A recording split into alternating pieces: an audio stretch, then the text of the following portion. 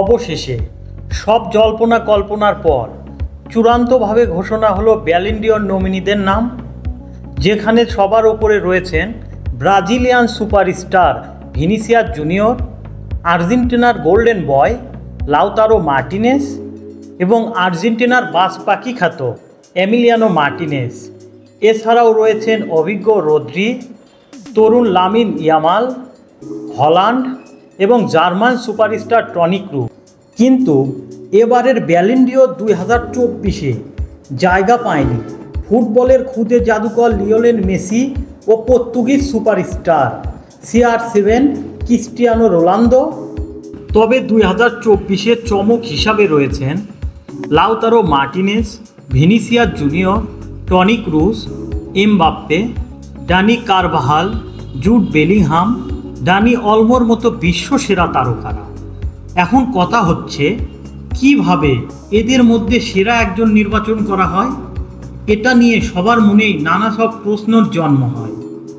আসুন আজকের ভিডিওতে আমরা এই ব্যালন ডি'র 2024-এর পুরো বিষয়টাই জেনে নেব। এখানে খুবই একটা আক্ষেপের বিষয় হলো গত 21 বছরে এই প্রথম ব্যালন ডি'রে মনোনয়ন পেলেন না দুই ফুটবলার, এক লিওনেল মেসি, দুই ক্রিস্টিয়ানো রোনালদো। আর ব্যালন ডি'রের পুরস্কারটা দেওয়া হয় সকল ফুটবলের ব্যক্তিগত সাফল্যের ওপর এবং সকল লিগে খেলা ফুটবলাররা এখানে অংশগ্রহণ করতে পারে। আর ব্যালন ডি'র বিজয়ের নাম নির্দিষ্ট ভোটের মাধ্যমেই নির্বাচন করা হয়।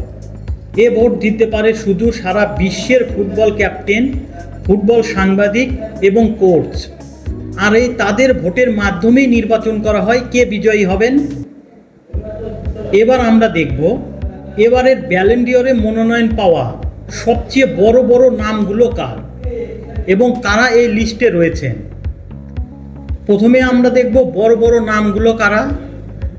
এক নম্বরে রয়েছেন ব্রাজিলিয়ান সুপারস্টার ভিনিসিয়াস জুনিয়র, দুই নম্বরে রয়েছেন আর্জেন্টিনার গোল্ডেন বয় লাউতারো মার্টিনেজ, এরপরে রয়েছেন স্পেনের অভিজ্ঞ রদ্রি, ইংল্যান্ডের Jude Bellingham, German superstar Toni Kroos, Dani Carvajal, Phil ফোর্ড, Erling Haaland, Nico Williams, Lamine Yamal, Dani Olmo এবং এমবাপ্পে।